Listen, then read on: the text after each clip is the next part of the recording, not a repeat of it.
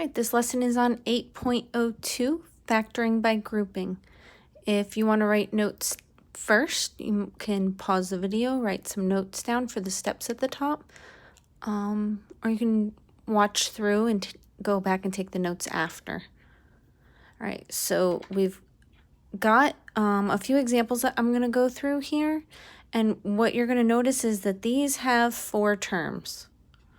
All of the examples that I'm doing today, and I believe all the examples on the lessons online, have 4 terms. You can do this with 3 terms by splitting the middle, but I haven't seen any problems like that on there. If we do, I can do another video on those. All right, so the first thing we want to do is see if there is a greatest common factor of all the terms and factor it out. So question 1, we have 3 terms, and the four terms. The first 3 are divisible by 2, but the last one isn't. So we don't have anything we can factor out of all of them. Now, 8 and 2, 2 is a factor of 8, and 12 and 3, 3 is a factor of 12. So I'm just going to group them in the order that they are. I have 8x to the third plus 2x squared. And then we've got 12x plus 3. Now, I'm going to pull out whatever both of these terms have in common. So 8 and 2 are both divisible by 2. So I'm going to pull the 2 out. And this one has times x to the third, and this one has x to the second. So in common, they have x to the second. All right, so 8 divided by 2 is 4. X to the 3, take away 2 of them, is 1x remaining. And then we have to put plus 1 here to show that we pulled out the whole 2x squared. Because 2x squared times 1 would give me the 2x squared back. All right, 12x and 3, they only have a 3 in common, which leaves me with 4x plus 1. Because 3 times 4x is 12, 3 times 1 is 3.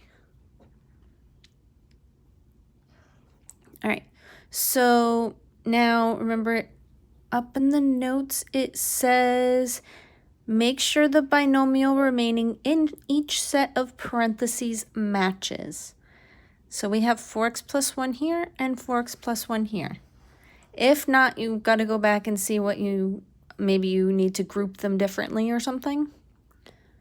But for this, we have a match. So we're going to take 2x squared plus 3 and multiply that by 4x plus 1. Because 4x plus 1 is being multiplied by 2x squared, okay? And it's also being multiplied by 3, and then they're being added together.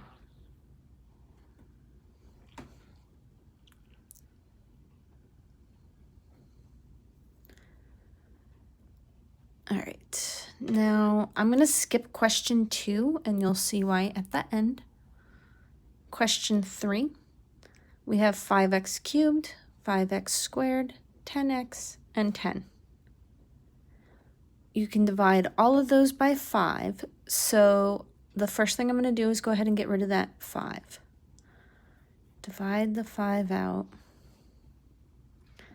and I get x cubed plus x squared plus 2x plus 2. And just go back and double check your work. 5 times x to the third is 5x to the third. 5 times x squared is 5x squared. 5 times 2x is 10x, and 5 times 2 is 10. All right, now I want to group these and factor it the rest of the way. So this is called factoring out the greatest common factor. Now I'm going to factor completely. So I'm going to take x to the third and x squared and group those together. And then I'm going to take 2x and 2 and group those together. So x cubed and x squared have x squared in common, and leaves me with x plus 1 in the parentheses. 2x and 2 have 2 in common, which also leaves x plus 1 in the parentheses. All right, so just like we did in the last problem, I'm going to group the x squared plus 2 and x plus 1, and then I got to bring this 5 down. And I don't have room on here, but when you are done and you think that you've got this right, go back and multiply these. Take that answer, multiply it by 5. You should get this original polynomial with 4 terms. All right, question 4. We have nothing in common between all 4, so there's no greatest common factor. I'm going to group my terms with x's, and then I'm going to group my terms with y's.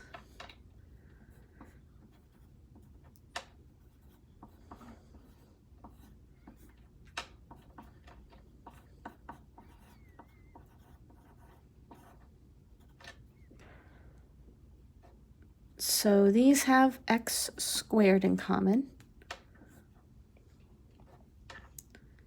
X minus 3. And these have a y in common. And that leaves x minus 3. All right, so my answer will be x squared plus y times x minus 3. All right, you've seen some examples now. You should have gotten the hang of it a little bit. I don't know if we've seen one like this in the grouping section, but there have been some polynomials on there that are prime, and this is one of them. I went through and tried every grouping that I could for this, and it does not work, but I'm going to go ahead and show you. If I group 5x cubed plus 10x squared, and this is not the first one that I tried, but I'm just going to go through all of them. 5x cubed and 10x squared have 5x squared in common,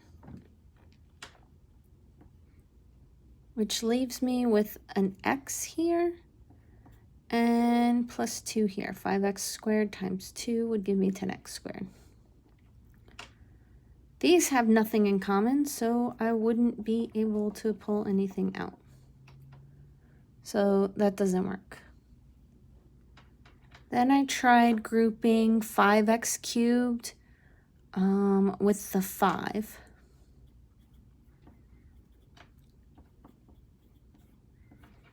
I think this is actually the first way that I tried. 10x squared and 2x. Thinking these have the 5 in common. These I can take 2x out. Probably it'll do something. But when you factor the 5 out here, you get x cubed plus 1. There are no more x cubed, so I already knew this wasn't going to work. But I could take 2x out on this side, and I would get 5x plus 1. Nothing in common here either. So then let's try 5x cubed. What have we not done? Plus 2x and 10x squared plus 5. You can just take the x out here. You get 5x squared plus 2. And you take a 5 out here. You get 2x squared plus 1. So no matter how I tried to group this problem, what I got in parentheses wouldn't match. So this is prime.